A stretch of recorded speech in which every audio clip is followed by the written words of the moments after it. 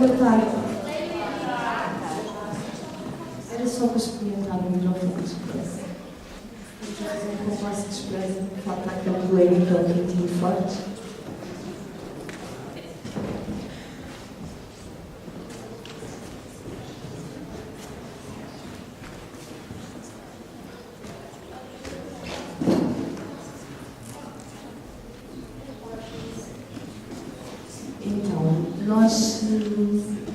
Esta iniciativa enquadra-se num projeto do Núcleo de Animação do nome de Dias da Prosa e da Poesia na Escola Superior de Educação de Lisboa e que foi dividido por dois momentos. O primeiro momento foi vivido no Dia Mundial da Poesia e esse dia foi no dia 21 de março.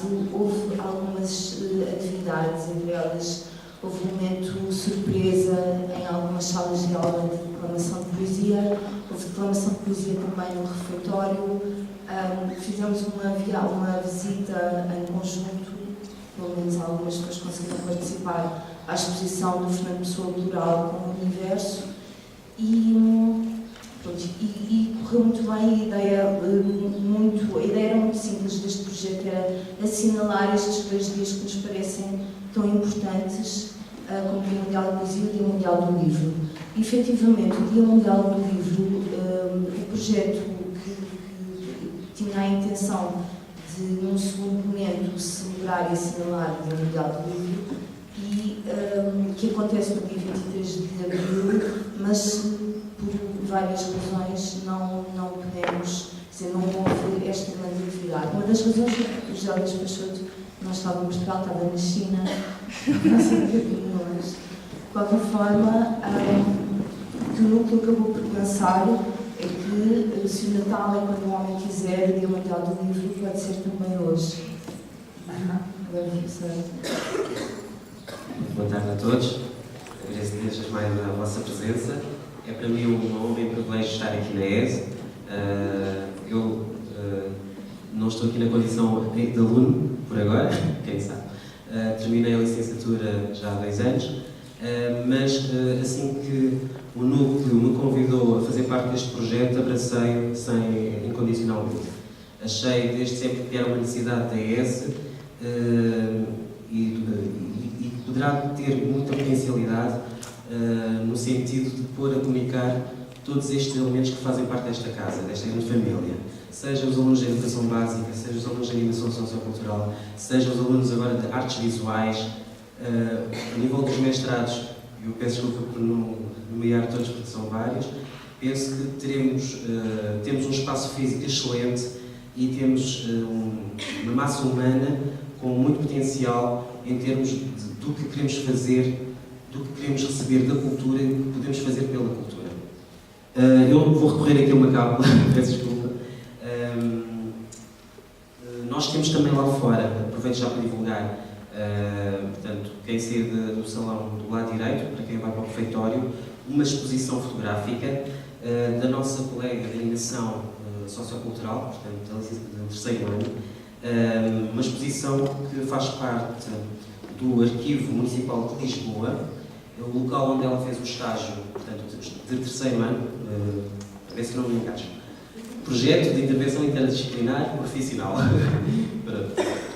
Esta exposição é parte do estágio com o título A Tarde no Arquivo, 25 de abril de 64, Momentos da Revolução. O objetivo deste espólio, no fundo, é divulgar o trabalho do Arquivo Municipal de Lisboa. Não só no acesso que as pessoas podem ter, como faz parte da nossa história, faz parte das fontes primárias da cidadania, da liberdade, e é importante divulgar e é importante conhecer. E, nesse sentido, também quisemos associar à iniciativa presente esta exposição.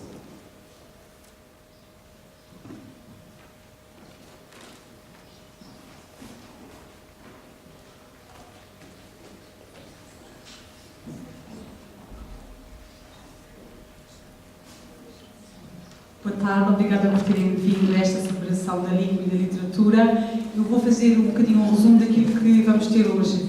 Portanto, a Maria e o Tino já fizeram a apresentação do núcleo, que já existe desde o ano passado com estágios de alunos de animação sociocultural.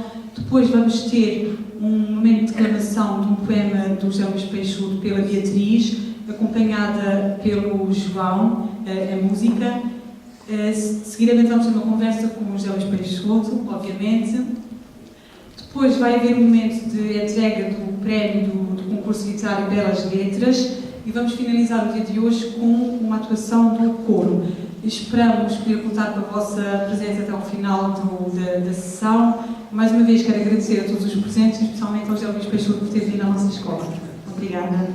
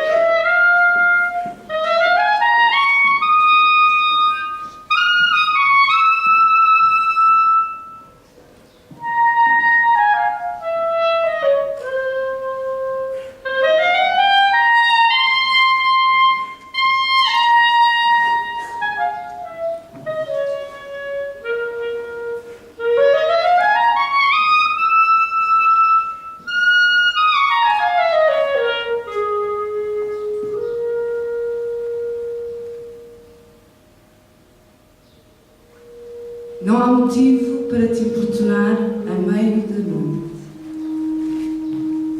Assim como não há leite no frigorífico, nem um limite traçado para a solidão doméstica. Tudo desaparece, nada desaparece, tudo desaparece antes de ser dito e tu queres dormir descansada. Tens direito a um subsídio de paz. Se eu escrever um poema, isso não é motivo para te importunar? Eu escrevo muitos poemas e tu trabalhas de manhã cedo. Toda a gente sabe que a noite é longa. Não tenho direito de telefonar para te dizer isso. Apesar dessa evidência de matar agora. E morro. Mas não morro. Se morresse, perguntavas. Porque não telefonaste. Se telefonasse, perguntavas. Sabes que horas são? Ou não atendias? E eu ficava aqui. Com a noite ainda mais comprida. Com a insónia. Com as palavras a despegarem-se dos pesadelos.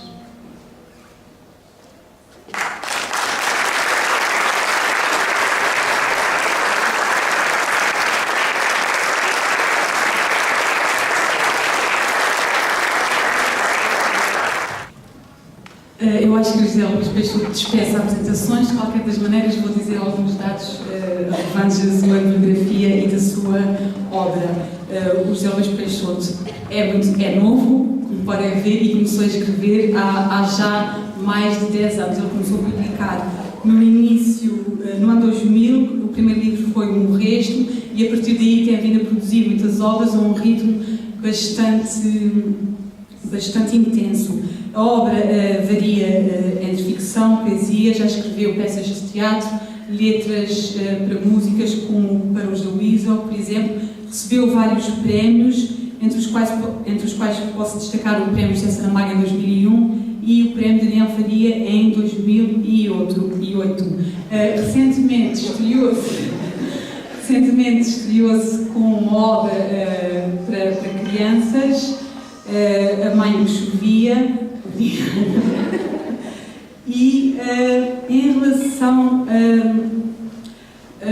a uma evidência que eu não sei se posso chamar mais ou menos pessoal, sabemos que nasceu e que viveu até aos 18 anos no Alentejo, mais especificamente em Galveias, e essa ruralidade de terra onde nasceu e cresceu marca de maneira muito forte a sua obra. Portanto, é a ruralidade que marca a obra, fala muito das pessoas com idade avançada, e isso é importante, especialmente porque a população portuguesa está a envelhecer, como sabem, porque este ano se comemora mesmo isso. Portanto, a sua obra é muito rica e é falar hoje. Pensamos que esta sessão seria uma conversa, portanto, eu estou à espera que, não sei se o José Luís Peixoto quer tomar agora a palavra, se quer já que comecemos com algumas perguntas. Pode seguir. Sim, eu começo a falar. Boa tarde. E começo a falar um pouco sem destino, para dizer que é um prazer estar aqui, que venho cá sempre que quiserem, já cá devia ter vindo antes. Já me deviam ter convidado antes, sentia Obrigado.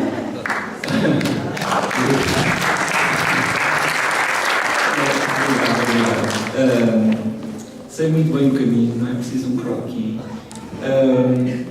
E venho aqui com todo o gosto, realmente, conversar convosco. Eu sou muito falador, por isso acho que não vai haver problema de encontrar alguma coisa para dizer. Aquilo que eu gosto mais de falar acabam por ser os livros que escrevi, porque isso, no fundo, é aquilo que eu tenho para dizer de mais importante. Ultimamente tenho dito uma coisa que me tem desagradado um pouco. Algumas pessoas que me conhecem dizem-me uma coisa que já me tinham dito muitas vezes, mas que agora me tem desagradado particularmente, não sei bem porquê, que é, dizem-me, tão diferente daquilo que escreve, não imaginava nada que fosse assim, porque... E também acontece o contrário, que é pessoas que me conhecem e que depois vão ler aquilo que escrevo e acham que... e ficam muito surpreendidas e ficam até às vezes um pouco chocadas. O meu trabalho, muitas vezes, eu acho que se calhar o ponto mais central daquilo que eu faço é justamente contrariar as aparências. É muitas vezes dizer que aquilo que nós achamos que sabemos, não sabemos, porque a vida é assim, porque essa é uma parte fundamental da natureza do verbo ser, que em alguns países é sinónimo do verbo estar, que tem a ver com a passagem do tempo e que, em muitos aspectos, não é uma sequência, é quase uma contradição cíclica e é uma sequência de uma contradição.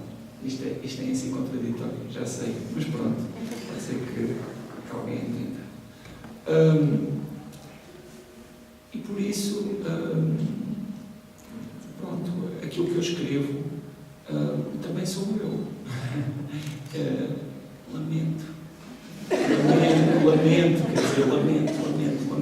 Lamento se chego aqui e ponho o nariz no microfone, lamento se ponho o microfone no olho, lamento se tenho piercings, lamento se tenho tatuagens, lamento se digo, está tudo fixe, meu, lamento isso tudo, mas eu também sou aquilo que eu escrevo. Aliás, se calhar até de uma forma muito intensa e muito importante para mim. E aquilo que eu escrevo, muitas vezes, é mesmo rasgado de alguma coisa que para mim tem a ver com os aspectos mais fundamentais da experiência de estar vivo. Pronto, eu sei, é ambicioso, eu sei, é solene, mas eu às vezes sou solene, muitas vezes, principalmente quando estou sozinho. E nessa medida, os meus livros falam de coisas como a morte, essa palavra que normalmente deixa toda a gente calada e que toda a gente quer evitar. Mas eu, muitas vezes, quando escrevo sobre a morte, sorrio, o meu coração transborda de luz, porque falar da morte, saber sobre a morte, é, em primeiríssimo lugar, saber sobre a vida, porque a morte existe, mas não existe. É como qualquer outra contradição ou paradoxo que povoou este mundo. Porque enquanto nós vivemos sabemos sobre ela, vemos-la, vemos a sua sombra, mas a consciência dela só podemos ter porque estamos vivos. Pelo menos isso é aquilo que eu acredito.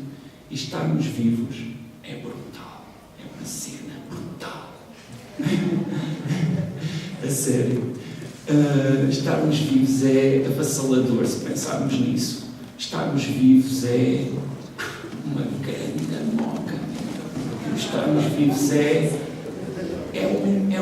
um milagre elevado ao expoente máximo de outro milagre. E pronto, acho que era isso que eu tinha para dizer para começarmos. Não sei se alguém quer dizer alguma coisa, era bom. Assim tornava-se numa conversa. Exato. Perguntas? Ou que queiram comentar daquilo que o João Peixoto acabou de dizer? Também, se quiserem, também podemos falar sobre piercings e tatuagens. Também é um bom tema e também tem importância. E também, se começarmos a falar sobre piercings e tatuagens, também podemos chegar a assuntos assim bem profundos e solenes e com voz colocada.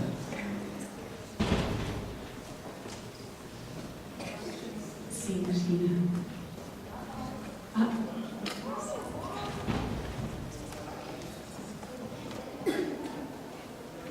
Eu vou fazer já a pergunta que tive que vir embora. Não sou agora antes da resposta. Eu achei muito interessante o que disse agora, que não era o que escrevia, mas o que escrevia era qualquer coisa. E gostava de perceber melhor como é que vê essa transformação quando escreve aquilo que é. Porque é que eu acho isto tão interessante e importante aqui? Porque nós também, na animação, seja professores, animadores, apelamos muito à reflexão e à escrita.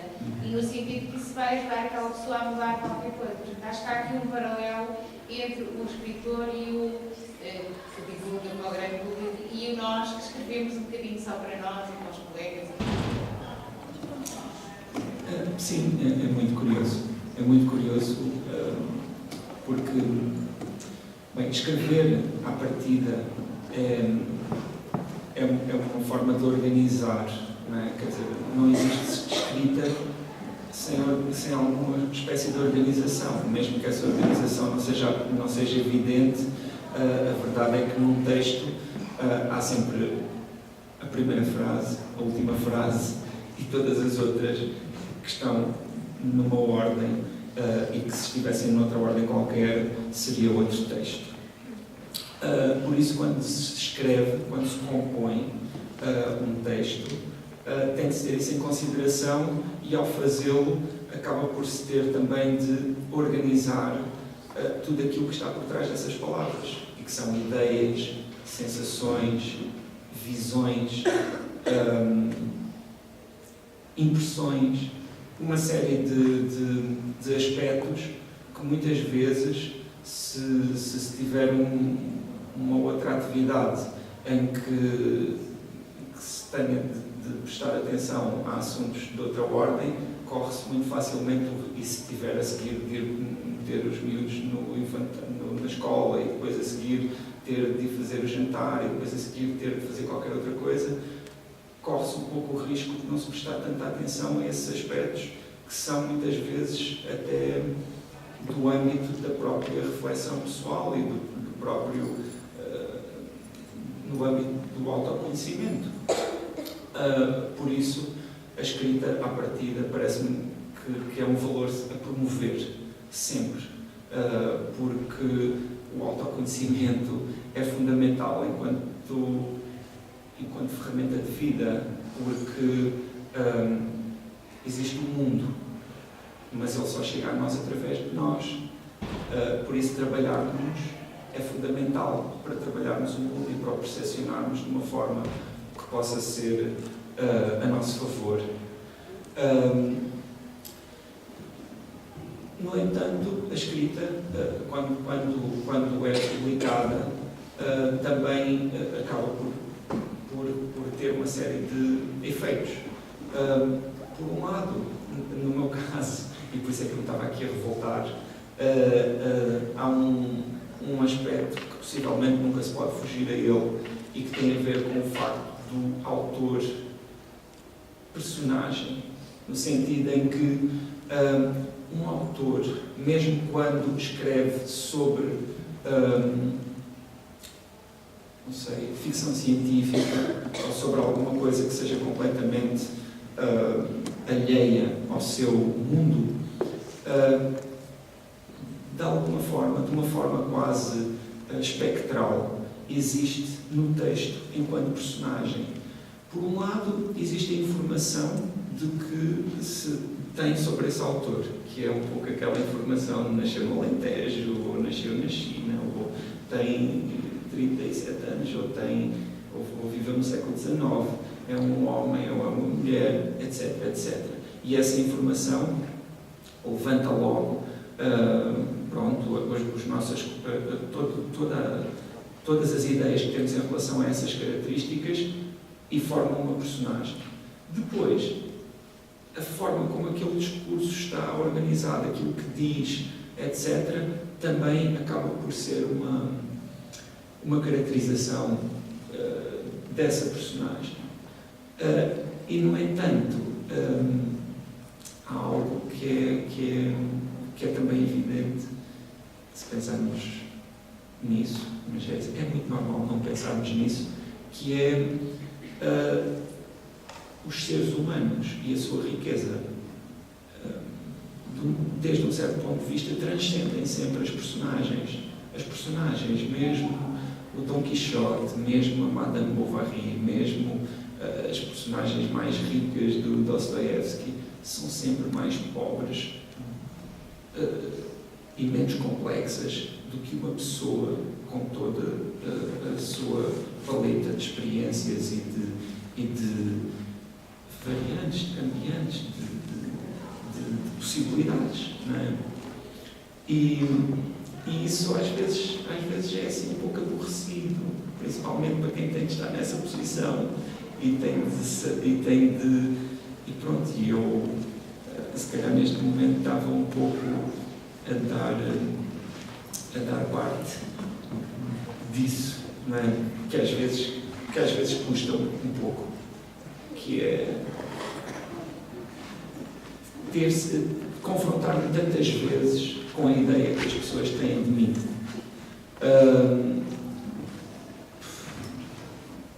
É que é mesmo assim muitas vezes por dia e às vezes apetece-me descansar um bocadinho disso, mas também sei que há aquela frase que eu acho que é do Oscar Wilde, que ele diz: tem cuidado com aquilo que desejas porque pode concretizar-se. Eu desejei muito estar nesta posição e, portanto, se calhar não me devia queixar. Até porque também tem outros aspectos muitíssimo positivos e pelo menos tenho a consciência de que existe esse aspecto. Ou seja, que para muitas pessoas sou uma personagem, por isso também posso trabalhá-la como trabalho as outras personagens do papel, mas também tenho de alguma forma de me habituar à circunstância de que as personagens têm uma existência que depende sobretudo das outras pessoas. Aquilo que depende delas próprias é com elas.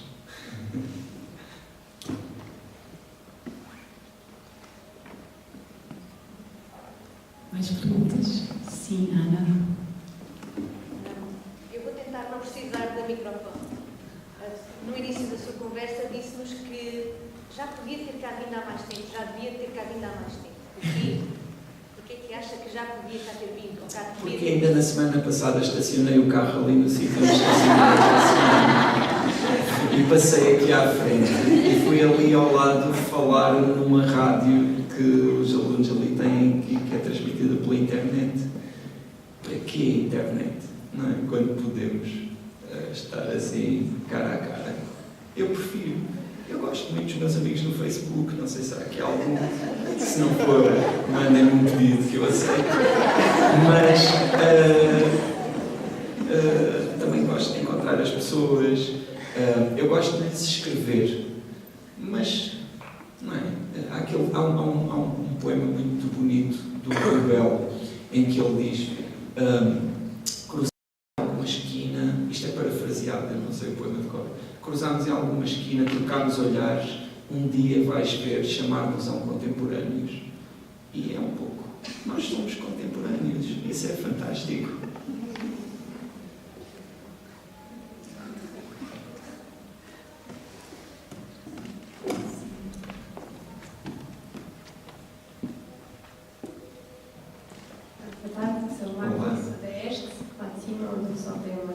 Sim. Outra noite O que é que estás a fazer aqui? Deixa-me entrar. Ontem à noite estive a ver o filme que se chama José e Pilar. Houve uma parte que me tocou muito, que foi quando José Saramago saiu do hospital para escrever A Viagem do Elefante. Enquanto ele estava no hospital, tinha medo de não acabar o livro. E quando saiu do hospital e acabou o livro, numa conferência de imprensa disse que o que precisava mais era de tempo e vida, porque ainda tinha muito para escrever e porque o mundo precisava de ser falado. E eu queria saber se o José Luís Peixoto também sente essa necessidade de que o mundo precisa de ser falado e uma sede quase insaciável de escrever, de interferir naquilo que o mundo é. Sim.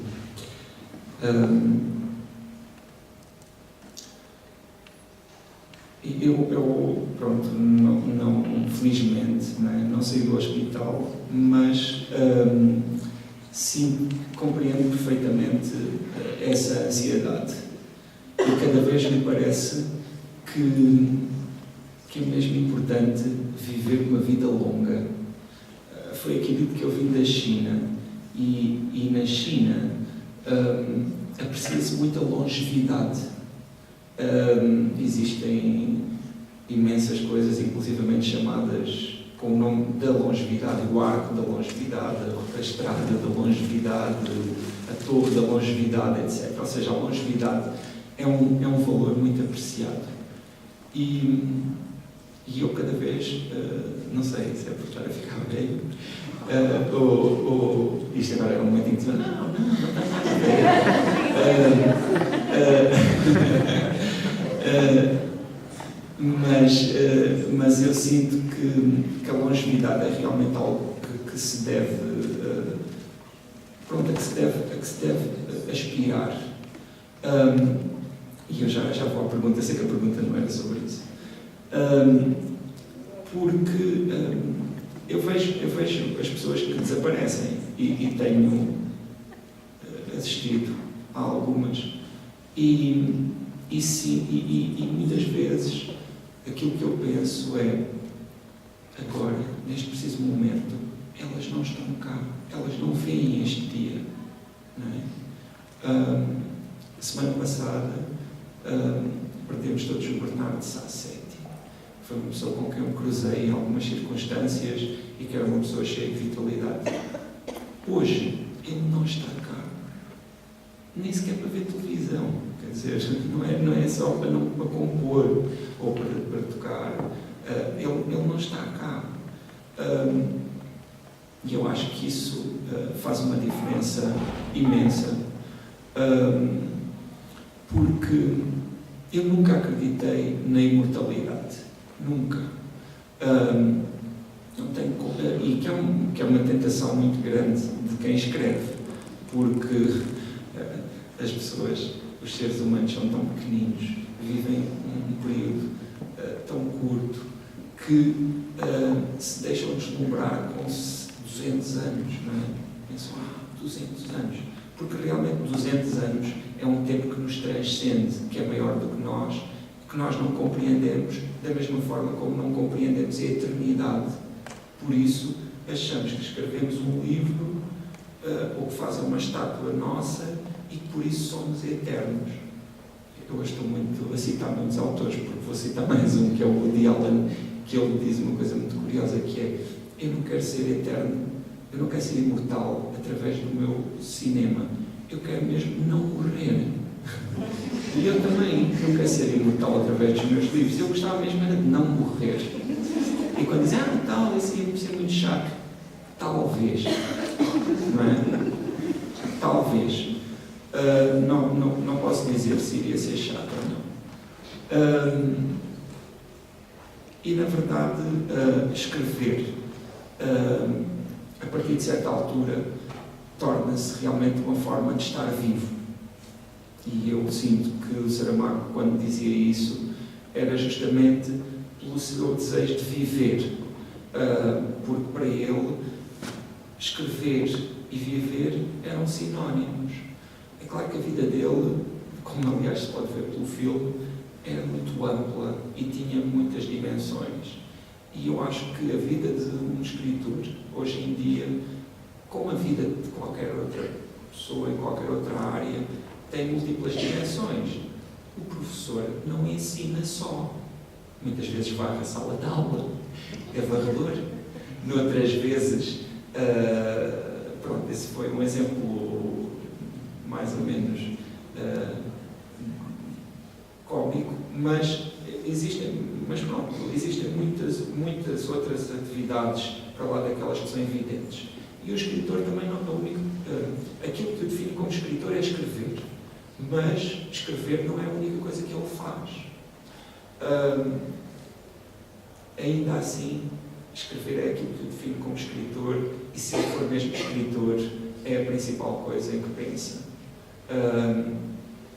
Também pensa nas outras, porque também é um ser humano, e se for um ser humano prático e pragmático, interessa-se pela realidade. No entanto, eu acho que quando já se escreveram alguns romances, ou quando já se escreveu muito, apreender o mundo ou escrevê-lo na cabeça é a mesma coisa.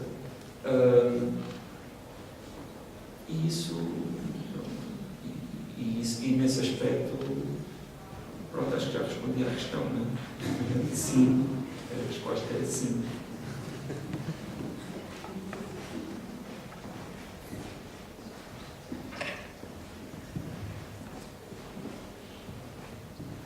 Aqui tem umas garrafas muito originais.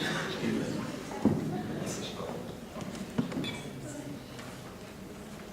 Mais perguntas? Pode ser só uma palavra. Olá, já nos encontramos. Só para verificar, nós há uns meses já tínhamos falado da possível vinda de José Luís Peixoto aqui à ES. Sim. Pronto, mas ele ia para a China, e depois para a Califórnia, e depois para o Japão, e depois para o Sim, é verdade. Nesse âmbito, já agora... Não, isso também era um pouco provocação. Dizer que eu já cá devia ter vindo, não é por falta vossa que eu não vim cá. Mas a partir de agora não vamos deixar em paz. Acho bem. Na altura, a questão era, nós temos aqui uma unidade curricular que se chama Teatro e Interdisciplinaridade. E a mim, pessoalmente, toca muito a questão de teatro e literatura, ou escrever para teatro, de onde é que se parte. Eu sei que já visto várias coisas, mais escrever para, ou por exemplo, quando o inverno chegar, que os atores foram improvisando, não foi? E depois desta fixação do texto. Mas eu também estive presente nas improvisações deles. Exato. E também dei propostas e também participei ativamente nisso, mas eles também foram muito criadores.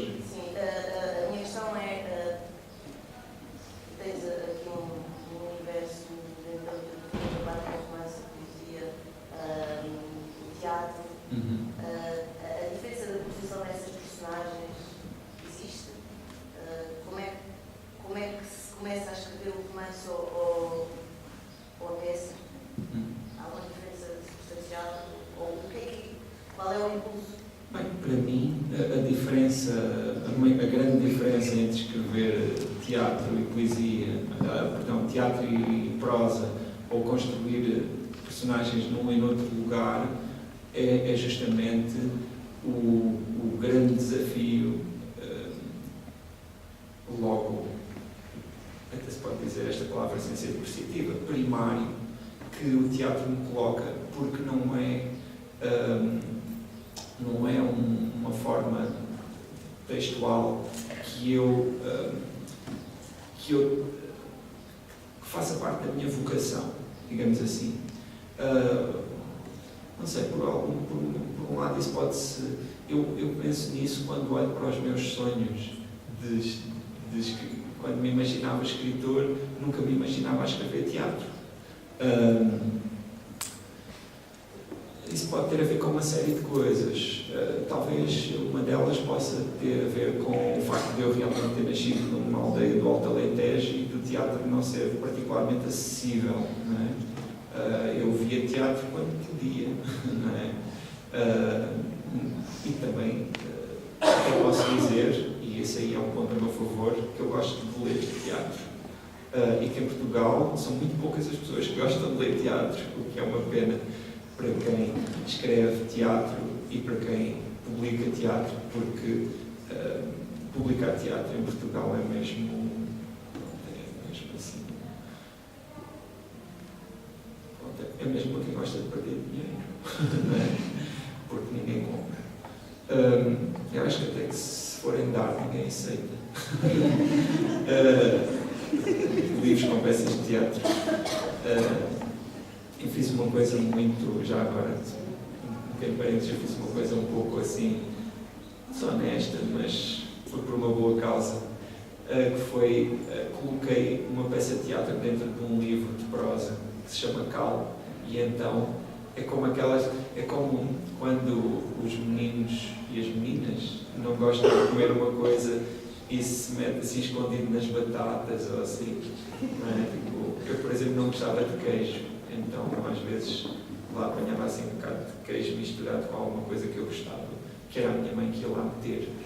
E às vezes só reparava nisso quando já tinha comido. E é um pouco o que acontece com essa peça que eu meti nesse livro, que se chama Cal.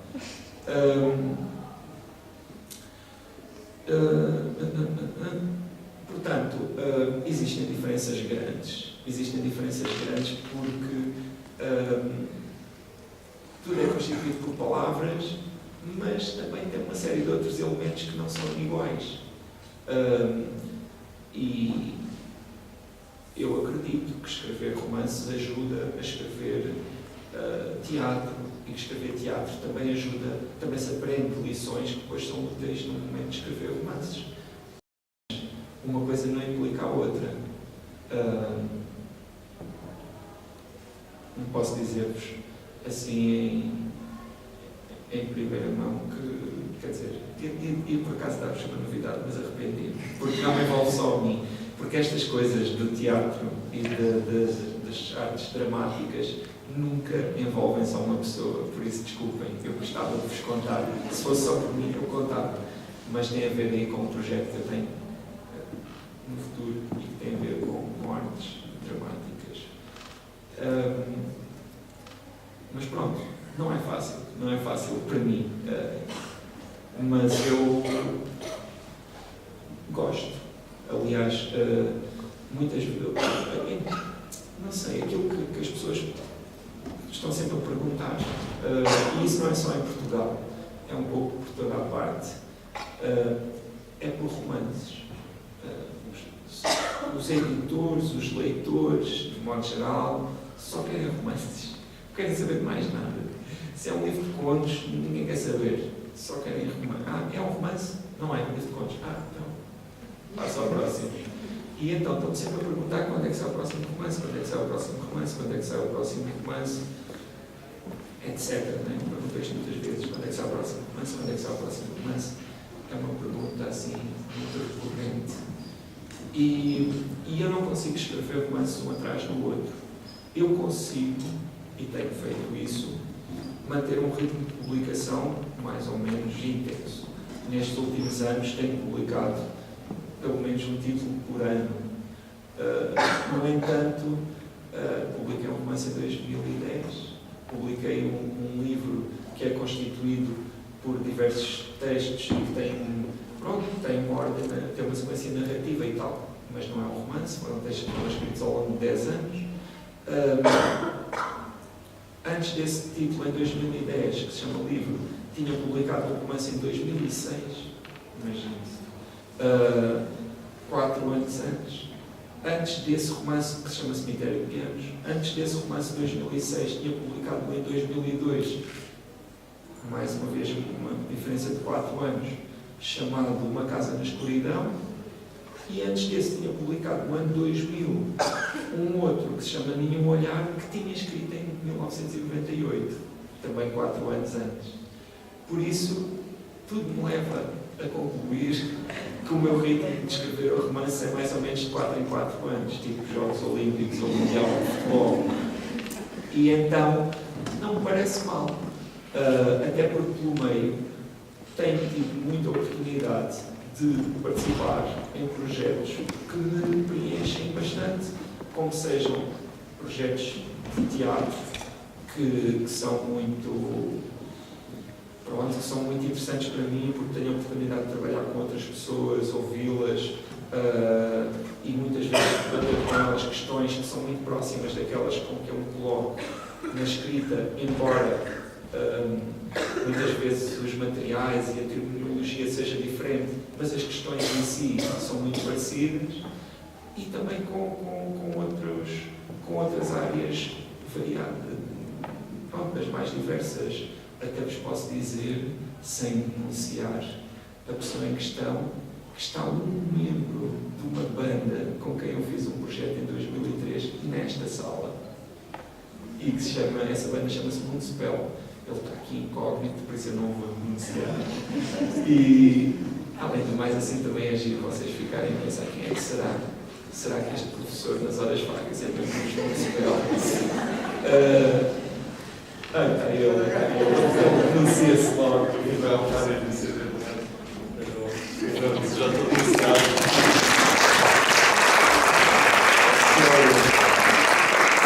O Pedro Paixão, teclista, guitarrista e compositor dos Municipal, e com quem eu fiz também um projeto, que para mim também foi muito enriquecedor, mas existem outros. Até posso dizer, por exemplo, que esse projeto que fiz com os Municipal foi um livro ligado a um disco, os dois com o nome de Antídoto, deu por sua vez lugar a um bailado que fiz com um coreógrafo chamado Rui Lopes Graça, também chamado Antídoto, e no qual o trabalho que eu tive foi justamente de construir 7 personagens, assim, só 7 personagens, que depois acabam por também interagir umas com as outras,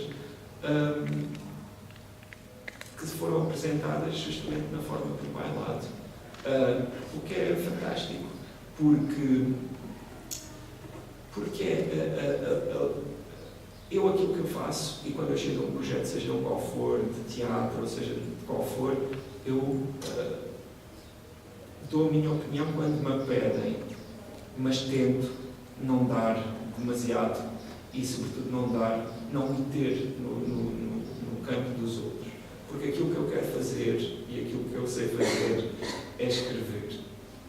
Tenho essa felicidade e essa sorte, não é? Isso é uma sorte imensa. Agora, publicidade aqui, é uma sorte tremenda, porque conheço muitas pessoas que têm essa angústia de não encontrar aquilo que gostam realmente de fazer. E eu gosto, a minha vocação é escrever. Não escrevo porque não tenho voz para cantar, não tenho, ou não escrevo porque gostava de fazer cinema e não tenho meios. Também é verdade, porque hoje em dia ninguém tem meios para fazer cinema em Portugal. Mas escrevo mesmo porque é aquilo que eu quero fazer.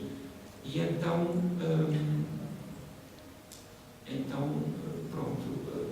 vejo aquilo que eu faço também assumir outras formas. Não é só aquela forma convencional. E isso é fantástico, porque eu sei que o novo, que é uma procura que eu tenho e que se calhar é a grande obsessão, acho eu, de quem faz alguma coisa que tenha realmente uma intenção artística, é procurar o novo, é procurar aquilo que nunca foi feito. E eu sei que o novo tem de procurar novas formas, porque a forma e o conteúdo são inseparáveis. Nós, às vezes, separamos-las porque somos preguiçosos, analiticamente. Eu já não estou a falar nada da pergunta. Eu gostava de fazer uma pergunta, baseada numa coisa que eu te vou dizer. Está o microfone, sim. Baseada numa afirmação que eu vou fazer, e talvez porque eu gosto muito dos seus contos. Porquê que acha que... Eu acho que estava a falar de nós, enquanto portugueses, bem que seja uma expressão um bocado complicada para nós portugueses, mas enfim, no nosso país se gosta tanto mais de romances e tão pouco de contos, atendendo a que noutras culturas muito perto de nós, embora possam ser muito distantes, depois, por outras razões, mas, por exemplo, na Inglaterra, nos Estados Unidos, e assim, os contos, as short stories, no Brasil, assim, no Brasil, são tão apreciados, porque nós teremos uma tão grande apreciação pelos romances e quase uma espécie de, não é de recurso, é dizer demasiado, mas assim, uma espécie de condição. Pois, eu não sei assim dar uma resposta que seja definitiva a isso. Aquilo que eu sei dizer é que não é só em Portugal. Há muitos outros países onde o romance é o género que se privilegia. Primeiro, eu acho que se calhar onde a expressão disso é mais visível é do ponto de vista comercial, porque as vendas de romances são assim e as de outros géneros literários são assim, não é? Então, se pensarmos em poesia, são assim. E teatro, é lá na cave mesmo. Aliás, teatro, dizem, atualmente os editores dizem que é a única coisa que se vende menos do que ensaio. O que é curioso, porque ensaio também. Mas pronto, eu acho que nós não nos podemos queixar disso, porque isso são muitas vezes reflexo das compras das pessoas. Hoje em dia, o mundo livreiro é muito marcado pelo mercado, não é? Por aquilo que se vende. E esses géneros acabam por ser postos em segundo lugar porque não vendem. É um ciclo vicioso, não é?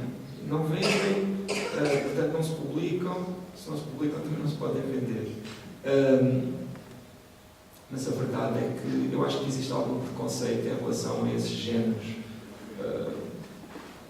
mais curtos. E isto é curioso. Eu quase como se um conto aparece sempre como uma espécie de filho bastardo, de alguém que não conseguiu escrever um romance coitadinho. Sim, sendo, mas já agora sendo que... em si, sendo que também, também estamos num momento em que surgiu acho que sem desprimor se pode chamar subgénero, que é muito, que tem, chegado a um nível de um certo reconhecimento, como nunca tinha acontecido antes, que é o chamado microconto, ou seja, os contos mesmo muito curtos, mas que aí, de um modo geral, são muito vistos como pequenos poemas ou como pequenos poemas intelectuais e cerebrais e não é assim. Eu acho que normalmente as pessoas gostam de se sentir espertas quando compram um livro e gostam que os outros olhem para elas e pensem assim: epá, aquele gajo é mesmo um alto, é mesmo cuidado com ele. Ele está a ler aquilo que até tem ali o nome de um autor espetacular. Lá está, porque os livros, eu estava a falar há pouco de como o mercado influencia aquilo que se publica, não é?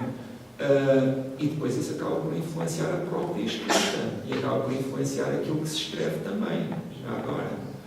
Mas dizia, qualquer pessoa com que falem, que seja desse mundo das editoras e que esteja a sério nesse mundo, ele sabe, apesar daquilo que se diga, ele sabe que aquilo que ele vende é um produto, mas ele sabe que aquilo não é o mesmo que sapatos. Bem, sapatos é um mau exemplo, porque sapatos também deve ter muito que se diga. Ele sabe que não é o mesmo do que, não sei, ajuda-me aí, uma coisa que seja assim, que se venda assim, sem pensar muito nisso, não é? Hoje em dia já não há produtos desses, em tudo se pensa. Mas pronto, não é o mesmo que tijolos, vá, por exemplo, mas mesmo os tijolos. Mas ele sabe que é um produto. É porque isso dos contos, por exemplo, vocês estão a ver um bocado na perspectiva do euro, não é? Do quê? Do livro como depois o produto, a nível de compras dos leitores, não é? Não. Por exemplo, estava a dizer que a nível de vendas... Não, mas a questão era porque é que os contos são vistos como um género menor do género da prosa. Sim, mas por exemplo, no público mais infantil, eu acho que se começa mesmo uma abordagem, a leitura muito pelos contos. Cada vez há mais contadores de histórias em todo o Portugal. Sim. Portanto, eu não sei se isso... Por isso é que eu estava a perguntar se Sim, vocês estavam a fazer nós estamos essas a falar de outro tipo de contos, não é? Em França, mais por exemplo, quadrinhos, ou em Espanha dizem cuentos. E cuentos é isso. Mas nós em Portugal, quando dizemos contos, não é só isso. Também é short story. E short story não é o mesmo que cuentos. Nenhum contador de contos vem e conta uma short story. Eles contam contos, que são contos no sentido tradicional. O que é uma short story? Uma short story é um texto que é mais curto do que aquilo que nós aqui em Portugal chamamos de novela e por isso também é menos desenvolvido e que é ainda mais curto do que aquilo que nós aqui chamamos romance e que é bastante menos desenvolvido do que isso. É uma história, é uma espécie de um conto, embora pequenino, não é? Os contos também podem ser pequeninos, ou isso também dificulta mais. Bem, isso aí da história já é uma outra questão que envolve o enredo e o enredo também podíamos estar aqui a debatê-lo. Pois, isso é um debate em si. Tudo tem uma espécie de um enredo, não? Sim, mas pronto, essas são questões da teoria da literatura. Que se nós podemos ter uma discussão rasa sobre elas, ou podemos ter uma discussão profunda sobre elas. Se tivermos uma discussão profunda, então nós vamos estar aqui a debater efetivamente o que é um enredo, o que é que não é, quer dizer, isso é do âmbito da filosofia. Não, eu nem sei discutir isso. Era mais, eu estou a falar um bocadinho de senso comum, só no sentido de não preocupar. Sim, mas há short stories e há contos em que aquilo que acontece neles é descrever-se, por exemplo, uma pessoa a passar a ferro. E nós podemos agora estar aqui a discutir, mas então uma pessoa a passar a ferro é um enredo ou não é? Ela só está a passar a ferro e o texto acontece todo, termina e a única coisa que ela fez foi passar a ferro. Podemos discutir isso. Hoje, não é? Não foi nada assim, mas pronto. Então, mas assim, eu posso dar alguns exemplos de short story? Não. Então isso é o quê? Mas, é um exemplo de quê? Isso não é um exemplo de nada. Pronto. Sim. Okay. Portanto, pronto, era isso que eu queria dizer. Acho que, por outro lado, os contos, a serem a nível talvez das livrarias, para um público mais específico, adulto, não sei o quê, acho que está cada vez mais a ganhar um lugar. É a minha ideia. Obrigada. Fixe. Mais perguntas? Sim. Falava ao início de que às vezes, todos os dias, ouvia contos sobre o Zé Luís e o Zé Luís que escreve. E o que eu queria perguntar era se não tem medo de outras pessoas, provavelmente mais próximas de si, que ao lerem os seus livros, em vez de estarem atentas ao contraste, o conheçam melhor. Bem, eu não tenho nada contra que as pessoas me conheçam melhor, porque gosto de pensar que se me conhecerem melhor vou encontrar alguma coisa de boa. Eu próprio também me quero conhecer melhor. E muitas vezes aquilo que eu escrevo também vai nesse sentido, no sentido de eu me conhecer melhor. Um aspecto em que isso acontece, por exemplo, é aquele que tem a ver justamente com a dualidade, que é importantíssima na escrita, que é a questão da autobiografia e da ficção. Que é um paradoxo muito presente. nós sabemos que nunca se pode escrever para lá da experiência, não é? Por isso, pelo menos a intenção nunca pode existir para lá daquilo que conhecemos. A intenção, não é? Pois o resultado pode se afastar bastante disso. E nessa medida, tudo o que se escreve tem o seu quê de autobiográfico. Há imensos exemplos disso, em que o Flaubert dizia Madame Bovary, c'est moi, em relação ao Moby Dick, em relação a imensos exemplos da história da literatura em que livros aparentemente não autobiográficos, os autores falam deles como tendo uma importante carga autobiográfica. Por outro lado, também é óbvio que existe sempre uma dimensão ficcional muitíssimo importante na medida em que a realidade é multifacetada e um texto é sempre uma perspectiva sobre essa realidade. E escolher a perspectiva faz muita diferença na hora de representar essa mesma realidade. Por isso, por isso eu já não me lembro muito bem o que é que eu queria dizer, mas o que eu acho que posso dizer sobre isso é que na hora de escolher um caminho, eu tenho sempre escolhido, que não quer dizer que vá fazer sempre para sempre,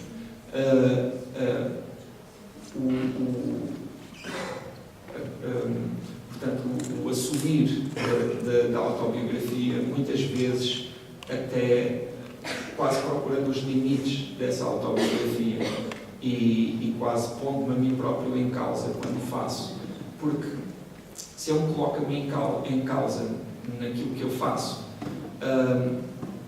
pelo menos é importante para mim. E se é importante para mim, é a minha forma de avaliar que possa ser importante para os outros. E pronto, é isso.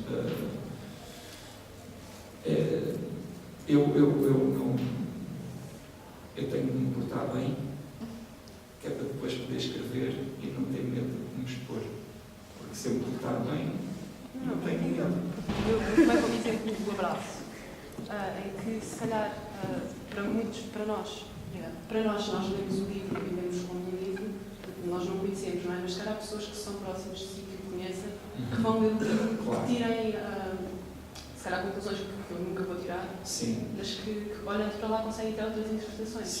Sim, mas pronto, eu também muitas vezes eu tenho muitos textos sobre um ambiente mais rural e muitas vezes as pessoas que leem isso e que são da minha terra ou conhecem a minha terra, que é as Galveias, no Alto Alentejo, essas pessoas muitas vezes por pormenores percebem, mas aquela fonte é a fonte que fica ali no sítio que elas conhecem. E elas conhecem aquela fonte, e já lá tiveram, já lá beberam água, e já lá passaram múltiplas coisas. Essas pessoas vão ter uma leitura diferente. Porque as pessoas que leem aqui e que não conhecem essa mesma fonte. Mas também, as pessoas que vão ler aqui e que sabem o que é que significa a palavra chafariz, que é uma palavra tão bonita, não é? Vão ser sempre muito diferentes daquelas que possam ler esse livro na Croácia, com palavras completamente diferentes. A Croácia até nem é um bom exemplo, porque na Croácia até há fontes, mas sei lá, aqueles países onde a água congela, não é? Ou aqueles países, sei lá, na Índia, não é? Essas pessoas vão sempre fazer uma leitura diferente. Todas as pessoas fazem leituras diferentes, é normal. E eu não posso pensar nisso, porque são muito diferentes entre si as pessoas que vão ler os livros e eu não as conheço todas, felizmente, também, né? Senão não consigo escrever nada, se calhar.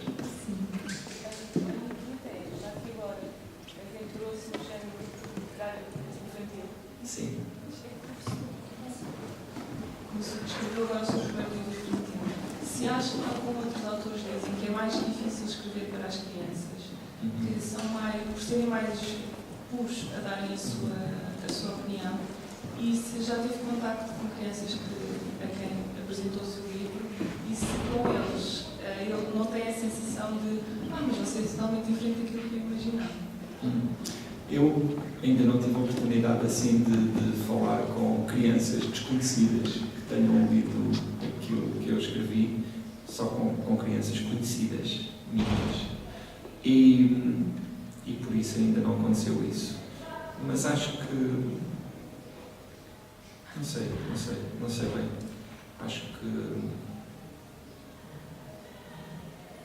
em relação a essa construção daquilo que é a pessoa que escreve, não sei até que ponto é que já existe, não é? Não sei, sinceramente não sei. Em relação a escrever para crianças, também não sei muito bem. Porque eu acho que aquilo que... Eu pronto, confesso que não sei muito bem se esse livro que é para crianças é mesmo para crianças.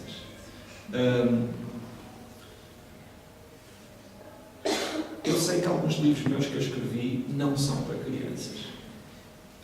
E até fico assim, às vezes encontro pessoas que têm 14 anos, 13 anos a lê-los e não gosto. E digo que não deviam lê-los.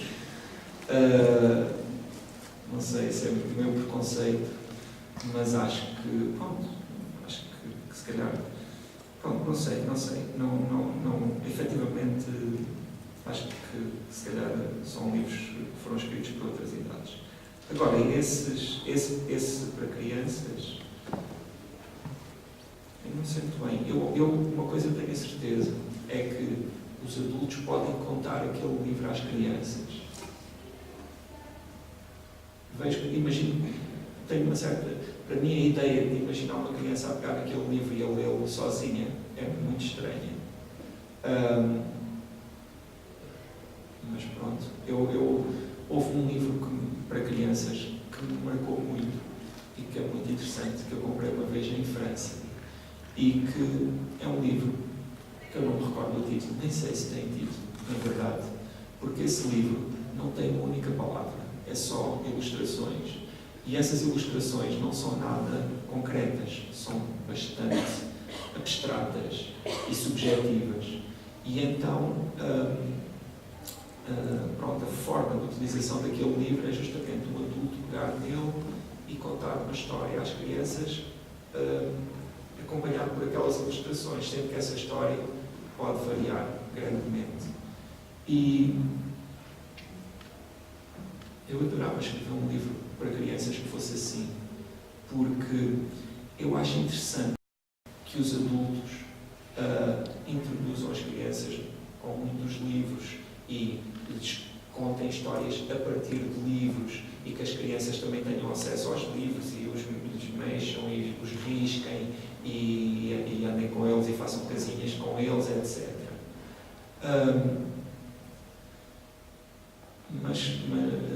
Mas confesso que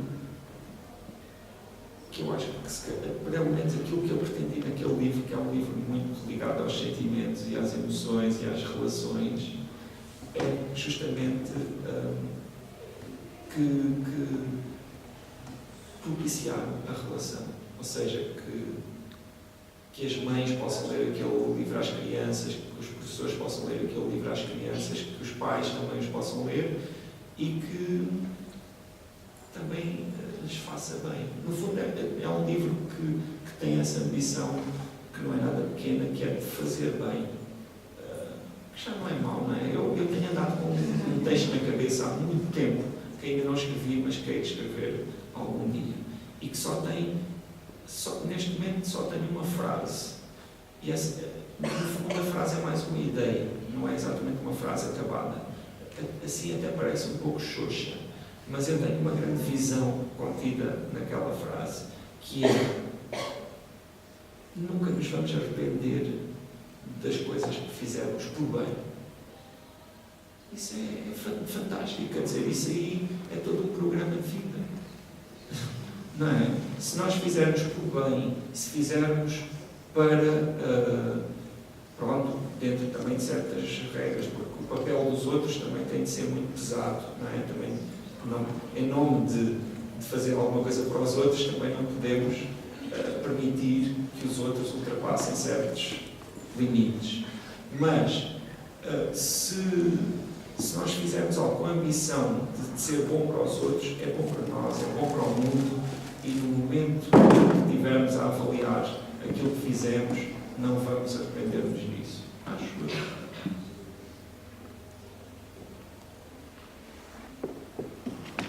Eu às vezes digo um bocadito. Hoje vão ser entregues aqui pessoas que escreveram.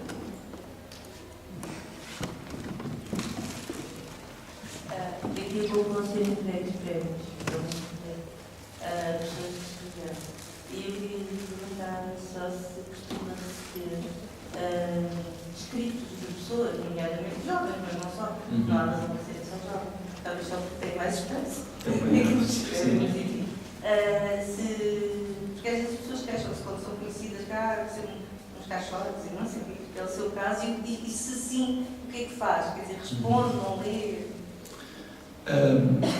Pronto, eu recebo muitas coisas de pessoas que escrevem, mais novas, mais velhas, e normalmente aquilo que faço é não leio, nem sequer, se for assim em papel, nem abro. E se for a internet, que é o mais comum, não sigo o link, se for um link para um blog, ou se for um ficheiro anexado, não abro. Porque eu não posso lê-los todos. E não os podendo ler todos, não leio absolutamente nenhum. Porque eu não posso mesmo lê-los todos, quer dizer, é impossível, porque eu também gosto de escolher os livros que leio, não é? Gosto de escolher os livros que leio, gosto de ir a uma livraria e pensar, olha, que livro é que eu vou ler a seguir? Não gosto que me puxem pelo braço e que me digam, olha, agora tens de ler isto, olha, agora tens de ler aquilo. Eu não tenho de ler nada, felizmente, não é? Pronto. E depois há uma outra coisa fundamental, que é, eu não sou editor. Os editores estão-se nas tintas para aquilo que eu lhes digo. Eles não publicam livros por eu lhes dizer para publicar livros. Outra coisa que eu não faço, introduções, prefácios. Não faço. Abomino livros com prefácios que não têm nenhuma razão para estarem lá. Um prefácio é um texto, tudo que faz parte, tudo que está conexo ao texto, seja uma dedicatória, seja a data onde foi escrito, faz parte do próprio texto. Um prefácio é um elemento que faz parte do texto. Um prefácio não deve ser um muro que está ali na frente, no qual se tem de saltar para chegar ao texto. Nem deve ser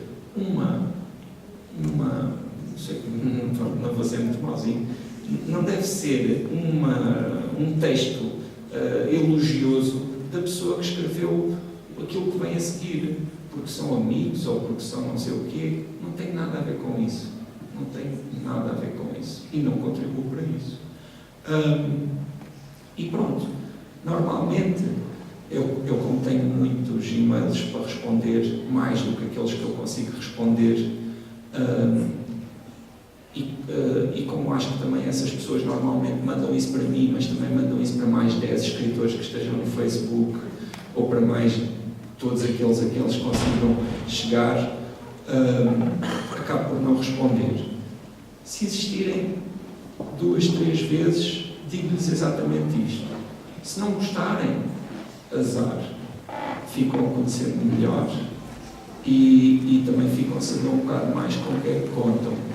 Se compreenderem, espetacular, ganham a minha consideração, porque conseguiram colocar-se um bocadinho no meu lugar, o que é algo absolutamente necessário para quem queira escrever. Tentar ter empatia com os outros, conseguir por um instante ser os outros, entre aspas, não é? Ser entre aspas. Porque Eu sei muito bem o quanto é difícil ser considerado e sair desse enorme ruído que é cada vez maior e que existe, porque hoje em dia é cada vez mais fácil publicar, mas é cada vez mais difícil distinguir-se, não é? É cada vez mais fácil pegar nos textos, em 10 minutos criou-se um blog e em 15 minutos está na internet e podem pessoas estar a lê-lo na Austrália. Como diriam os outros ingleses, not, não é? Não vão estar, mas pronto, podem, teoricamente. Mas depois é muito difícil fazer com que isso seja levado a sério, que seja notado e que efetivamente saia de uma certa margem que não tem assim grande reconhecimento. E eu compreendo isso e sei quanto é difícil, mas eu não sou editor, efetivamente. E depois há outra coisa que é um pouco também complicada, que é, eu já respondi a algumas pessoas e as pessoas não querem ouvir. As pessoas não querem ouvir. As pessoas querem que lhes digam, tu és espetacular. Tudo o que não seja isso, não querem ouvir. Isto, claro, generalizando, não é? Não deve ser toda a gente do mundo assim. Mas, generalizando, é isso que acontece. E pronto, há uma anedota que eu acho muito interessante, que me contou um escritor argentino há uns anos, em que ele dizia que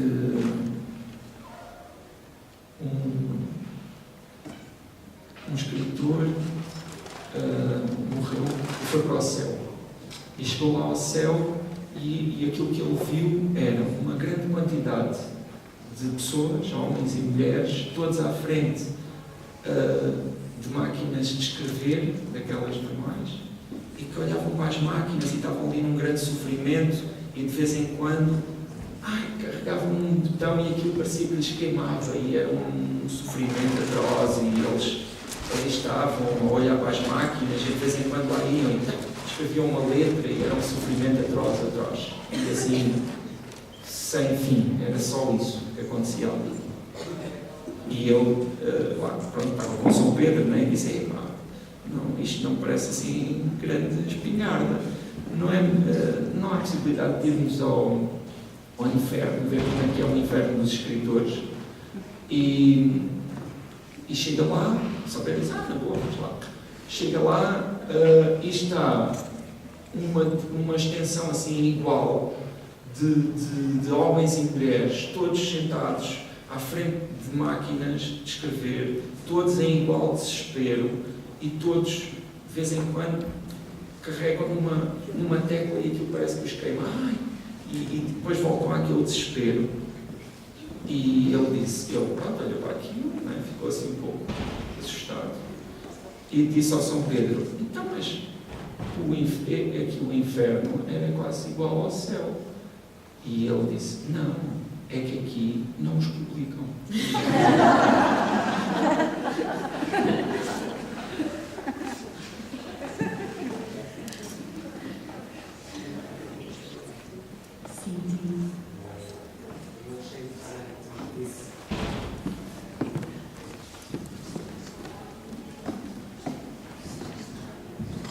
Achei interessante o que disse nesta questão do livro, portanto, esta questão da internet, das consultas que às vezes fazemos à internet para ler textos, ou consultar livros, ou eventualmente publicações online. Que importância é que dá ao objeto do livro?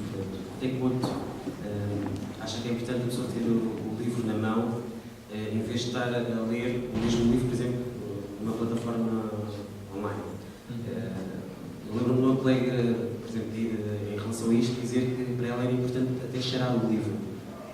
Gostaria que tivesse um comentário sobre isto. Cheirar o livro. Às vezes, quando são aqueles livros de alfarrabista que cheiram a xixi de pássaro, esses têm um cheiro muito característico. Eu gosto muito de livros e eu não imagino o mundo sem livros, e eu acredito nos livros e eu defendo os livros, porque eu acredito que os livros não são apenas a informação que eles contêm.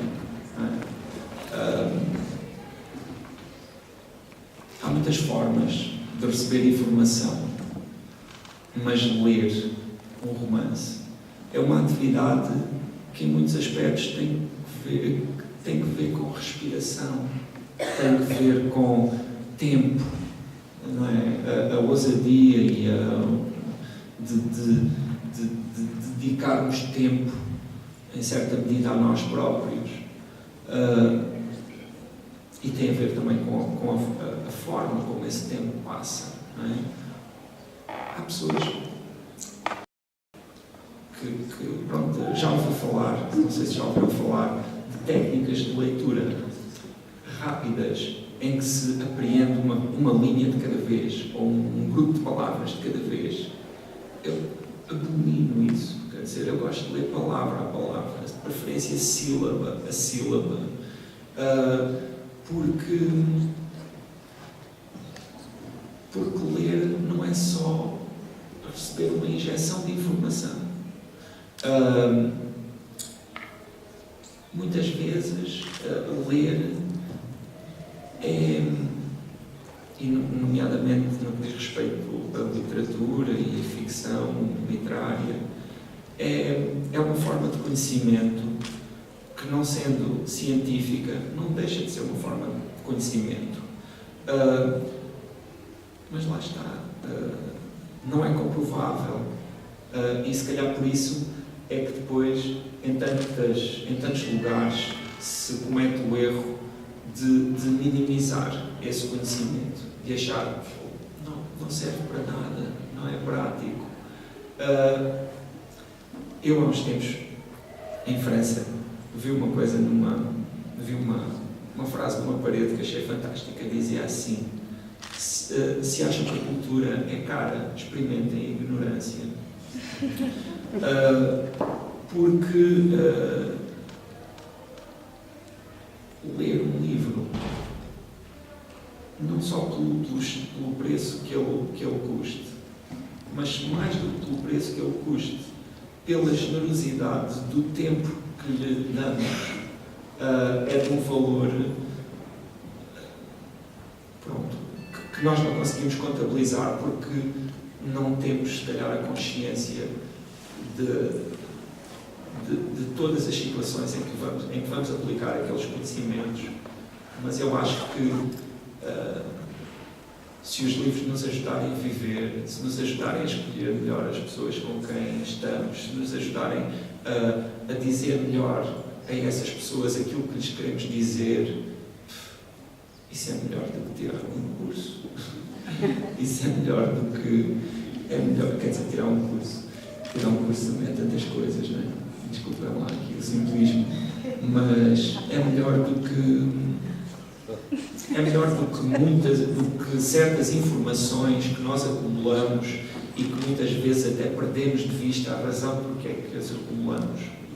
Porque se nós aprendemos, é para viver, não é? Se nós aprendemos, é para viver melhor. Nós não devemos achar que aprendemos para depois, não sei, termos um currículo, não é? Exato. O currículo, nós temos aquele currículo, o currículo CV, não é? O currículo vitae, como é que se diz? Que até se pode escrever, não é? O mesmo currículo, a pessoa pode escrevê-lo a parecer espetacular, ou pode escrevê-lo e não impressionar ninguém, não é? Mas depois ainda há um currículo esse é que é mesmo importante, que é o real, que é aquele que não conseguimos escrever, que é aquele que nós temos mesmo. E pronto, e esse é que nós temos de olhar para ele. Por isso os livros são muito importantes.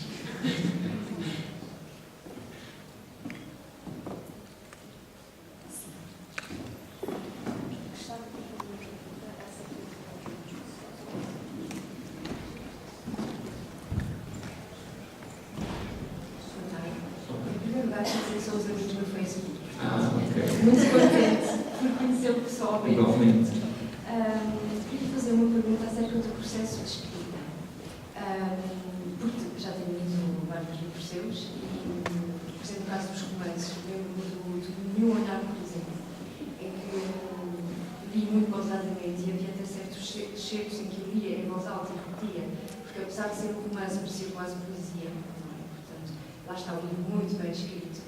Neste momento estou a ler o Abraço, e como é um conjunto de pequenos textos, deparo a mim própria a perguntar: será que gostou de escrever isso? Porque parece que é tão fluido, tão espontâneo, e o resultado é tão bom, não é? Ao mesmo tempo. Mas são textos diferentes, portanto, um vê-se que é bastante mais trabalhado e o outro talvez seja, não é? Mas parece muito mais espontâneo, até porque os assuntos de que falo são muito mais comuns. Isto é na sequência também, em parte, da experiência do processo de escrita, que é uma escrita científica, não é de toda uma escrita literária. Mas, por exemplo, quando escrevi a minha tese de doutoramento, eu sei que é um processo muito, muito rigoroso, é muito trabalhoso, etc. E depois, quando volto a ler, eu dou por mim a pensar: uau, eu escrevi isto, está tudo escrito, não é? Sim. E Ou o contrário também acontece. Também. Com vergonha. Também porque, na realidade, são duas. A primeira é: custa muito escrever, e a segunda é: já voltou a ler um livro, todo escrito por si, do início ao fim, e o que é que sentiu? Não me custa muito escrever aquilo que já li. O que acontece é que, normalmente, quando eu publico um livro, eu já o li muitas vezes. E não é tipo 4. É tipo... Pronto, um número que eu não consigo dizer porque perco o conto. E então, quando eu publico, eu estou farto dele. Farto no sentido... Não estou farto das personagens, não estou farto daquilo que me levou a escrevê-lo, porque isso... São coisas que eu, inclusivamente,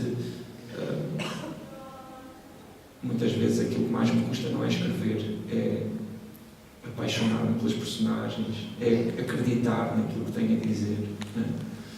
Porque escrever, pronto, custa mais ou menos, mas acreditar, não é, naquilo que se tem a dizer é que é mesmo duro, é que é mesmo, não é, encontrar alguma coisa na qual se acredite. Eu, por exemplo, estava a dizer que demoro 4 anos a escrever um romance.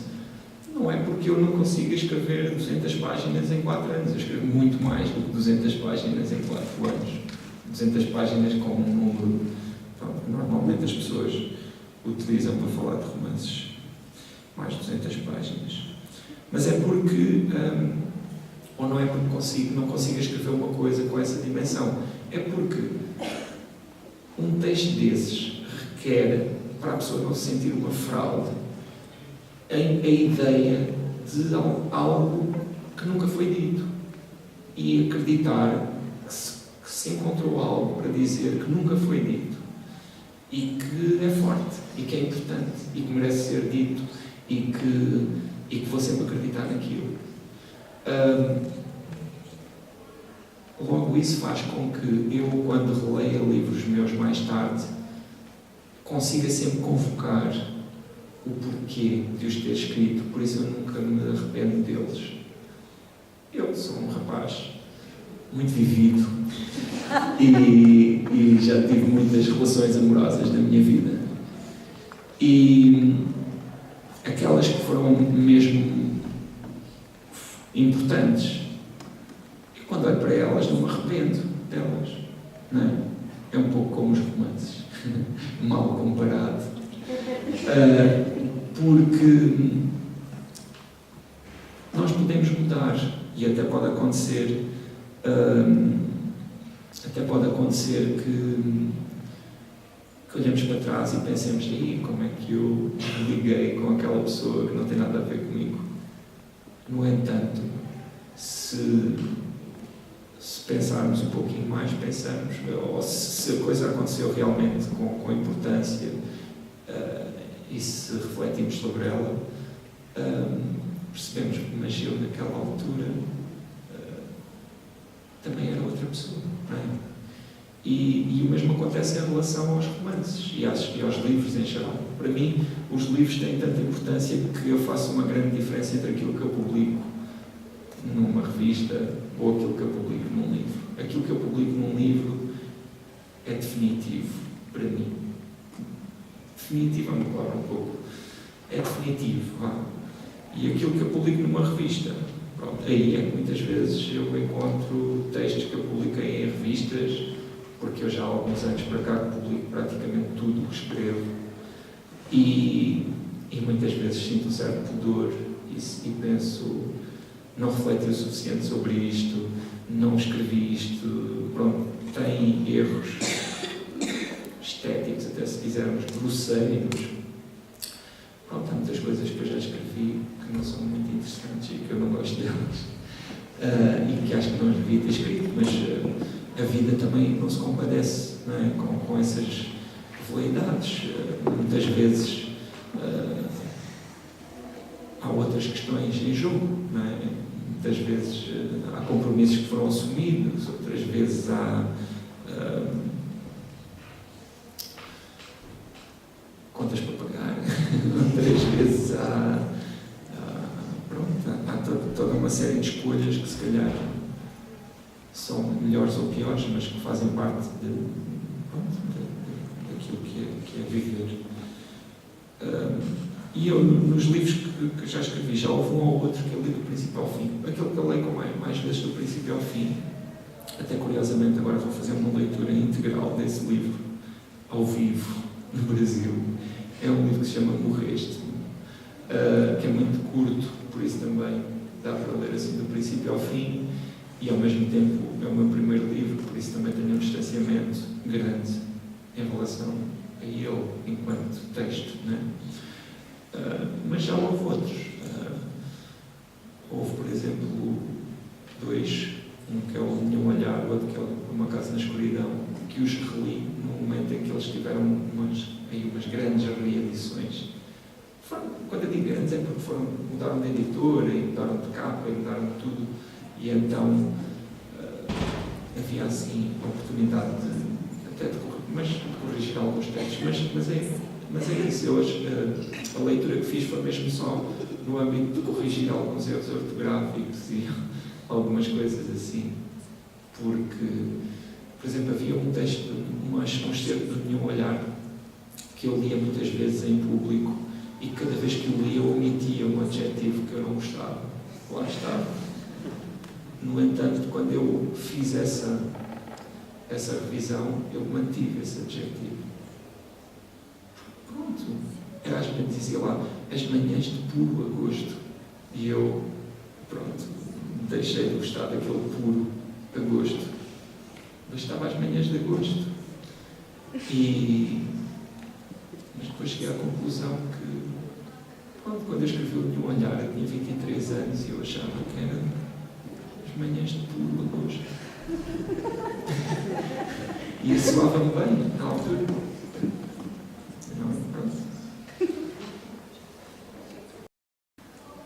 Penso que por constrangimentos, quer do plano que fizemos para esta sessão, quer pela agenda do Museu Peixoto, temos de terminar esta conversa. Eu queria agradecer em nome pessoal e em nome da escola a sinceridade como foi respondendo às nossas perguntas. E já agora quero também dizer uma coisa, que é, eu hoje vim assim um bocadinho espontâneo, porque isto acontece quando eu estou a escrever. Eu saio do sítio onde eu estou a escrever e eu depois tenho uma certa dificuldade de ser assim mais social e de falar assim de uma forma mais pode seguir aquelas formas que as pessoas usam mais convenções. Por isso, pronto, desculpem lá se foi assim muito. Não, foi ótimo. Fora da escola.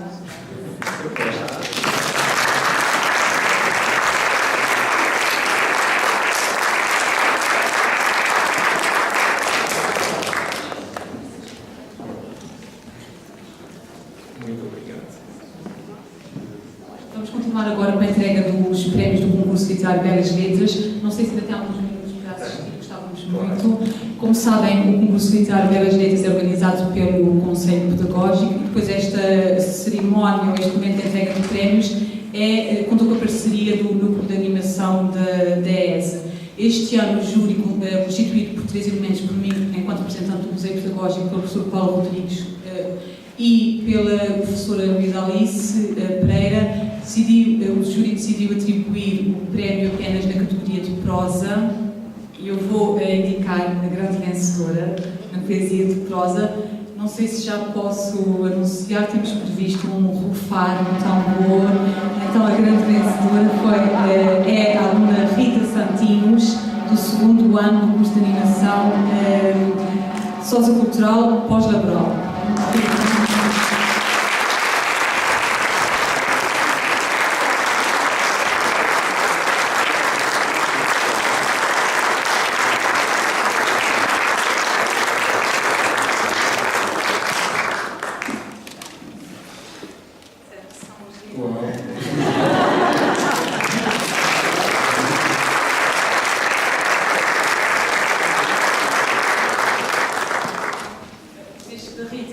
E por isso mesmo vamos ouvir um excerto desse texto. É a Beatriz que vai fazer essa leitura. Consigo ouvir o bailar alegre dos seus dedos nas teclas. Ouve música para se concentrar melhor. Mas para que concentrar-se se a sua escrita se centra na vida que a rodeia? Concentrar-se noutra coisa que não aquilo onde se banha ao seu coração é desconcentrar-se de si mesma. Escrever é para Paula como respirar para a maioria das pessoas. É mais que isso, é a oxigenação da sua alma, do seu espírito. É a sua forma de comunicar, de se dizer a ela própria e ao mundo. Entretanto, o seu pensamento pendura-se no fumo do chá e sai pela janela aberta. O fumo perde-se e confunde-se com o exterior. O pensamento desliza e cai na roupa estendida da vizinha de baixo. Escorrega pelas rugas e surpreende-se nas penas de um pássaro que voa perto do estendal. Inspira o odor a céu da ave. Enfeita-se de pólen quando cai no meio de um canteiro de malqueres. Ainda não estava em si quando de repente se viu num bolso de um jaquetão azul.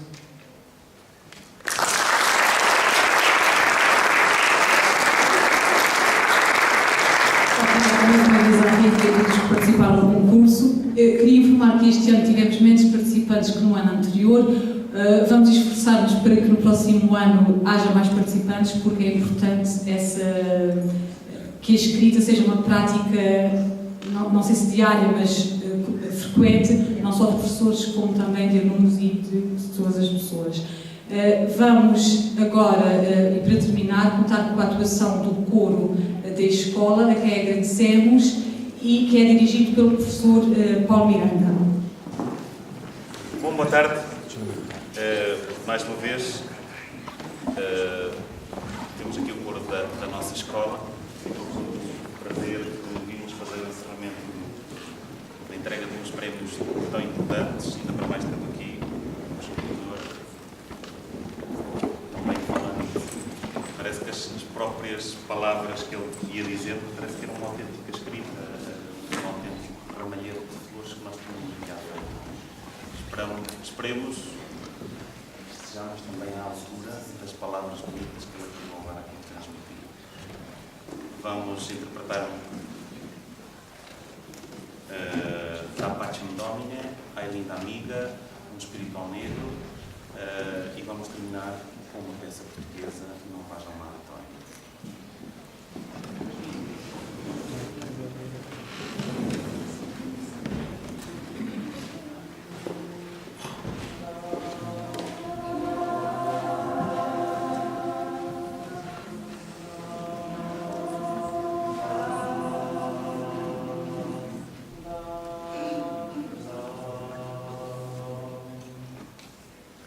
La pace,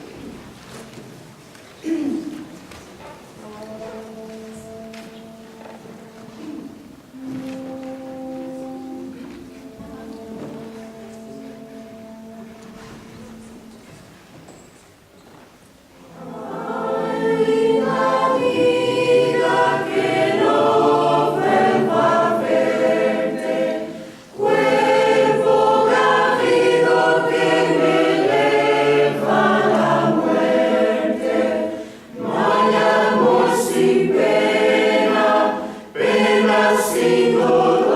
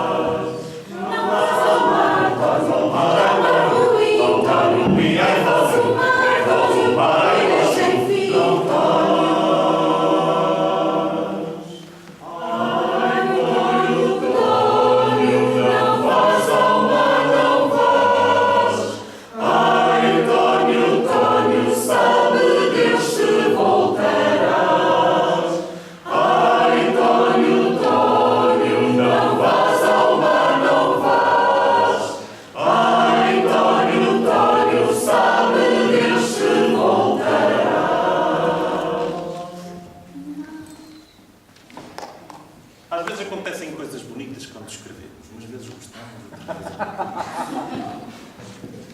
Acontecem as mesmas coisas também quando cantamos. Umas vezes gostamos, outras vezes não. Espero que se tenham sentido muito felizes por nos terem ouvido. Nós gostamos imenso.